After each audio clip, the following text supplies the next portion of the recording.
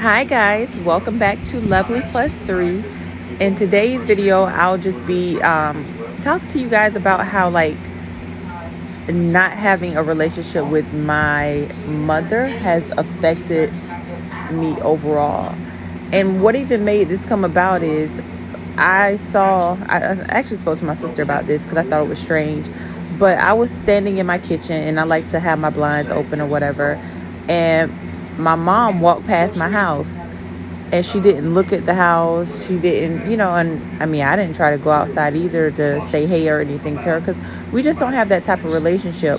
But I was like, dang, that is so sad that the lady who gave birth to me is standing. I don't know what Yanni said. What'd you say, Mama?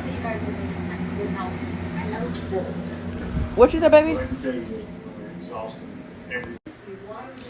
So sorry about that, but I just thought it was so strange or whatever. But I can honestly say, in my early 20s, I felt like such a void of not having her there because I yearned for that relationship, that motherly figure. And I have always tried to be the best parent that I can be because I didn't want my kids to, I didn't want to be a source of pain for them, and I didn't want to be the cause of their traumatic issues. I just didn't want that. So it was very important for me. I didn't know how to be a good mom. I didn't know how to be a good a good person. I didn't know how to be those things. But the only thing I knew that if I surrendered to God, He would show me how to be those things.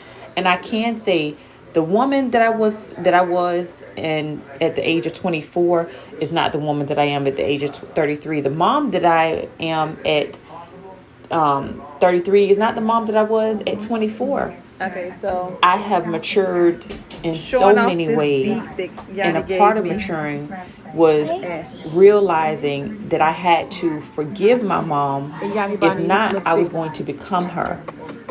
Not necessarily in the fact of being a drug addict, but in the sense of, and I've always been present with my kids, but not in the sense of that, but in the sense of being the source of their pain unless I dealt with mine. And so that was so huge for me. So now, I apologize to my kids when I am wrong. I try to do check-ins with them to see if there's anything that they need from me. I mean, the little kids, they be like, oh, you was being mean to me because you wouldn't let me sleep in your bed. And I have to explain to them, baby, that's not being mean. That's just saying that you need to sleep in your own bed. But I do try to do check-ins with Ajane, and she's a teenager, and raising a teenager is hard, okay? I need a support group just from parents of teenagers, because what in the world? Seriously, what is going on here?